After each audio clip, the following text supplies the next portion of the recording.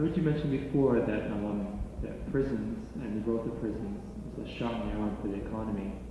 And we're seeing a growth in prisons, and everybody, and more people on the left and the right say, well, yeah, there's more crime, we do need more prisons. Mm. So are we seeing a new role for prisons in the absolutely. economy? And what is that role? Yeah, in fact, very clear new role. As you move towards remember what a third world society looks like. A third world society has a lot of superfluous people. People are just useless. They have no human rights and no human value because they don't contribute to making profit and enriching the rich. You know, they don't even clean their floors. They're not even needed for anything. In one of our third world domains, that's why we fund security forces. Like half of our military aid, more than half for Latin America, goes to Colombia. And the reason is it has the worst human rights record in the hemisphere. It's slaughtered, the security forces have killed maybe 20,000 people or so in the last few years, you know, political organizers and union leaders and peasants and so on. And that's the way you make sure you keep the superfluous people under control. You slaughter them. Well, we haven't quite reached that level here, though we're getting to be a third world society. So what we do with the superfluous people, the ones who don't contribute to wealth production for the rich, and therefore aren't human really. What you do with them is, first of all, try to coop them up in slums, which are sort of like concentration camps. And if that doesn't work, you put them in jail, which is the equivalent, sort of the counterpart in a wealthy society to death squads in a poor society. And so they're naturally zooming. And they are a shot in the arm. Incidentally, crime is not going up, at least as far as any evidence is concerned. I mean, if you can believe the government, you know, FBI statistics and all this other stuff, crime is fairly level, you know.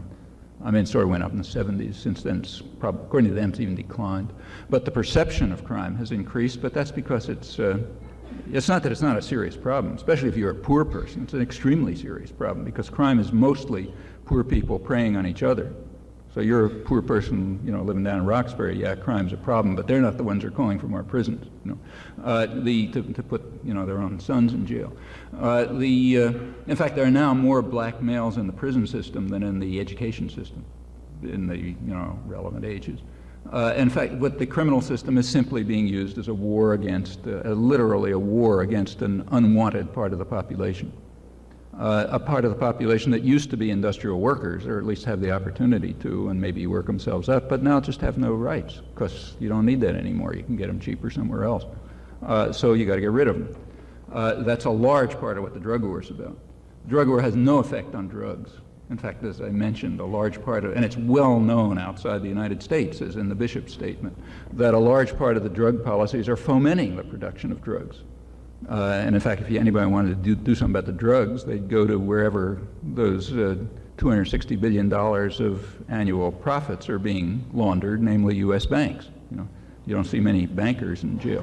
The drug program is designed and implemented to criminalize an unwanted population, black males, Hispanic males, and so on. So, you know, you take a look at the chain gangs in Alabama, and it'll be somebody who had a joint in his pocket, you know, that sort of thing.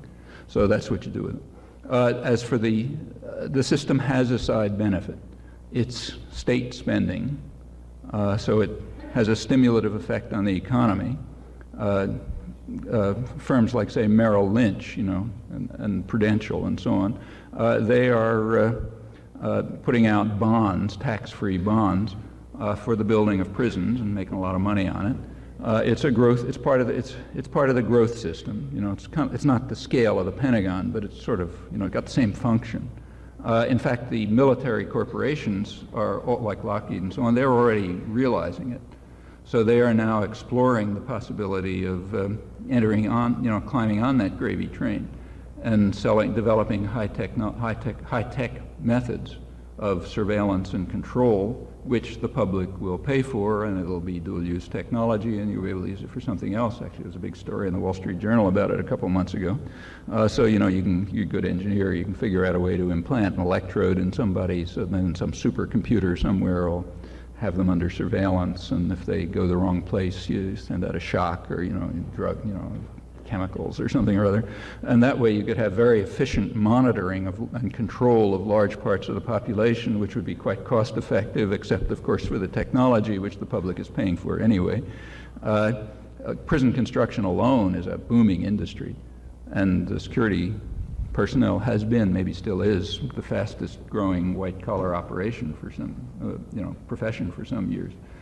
So all of this stuff goes on with, pouring money into the hands of the wealthier sectors, Merrill Lynch, construction. Also, the prisons are being privatized.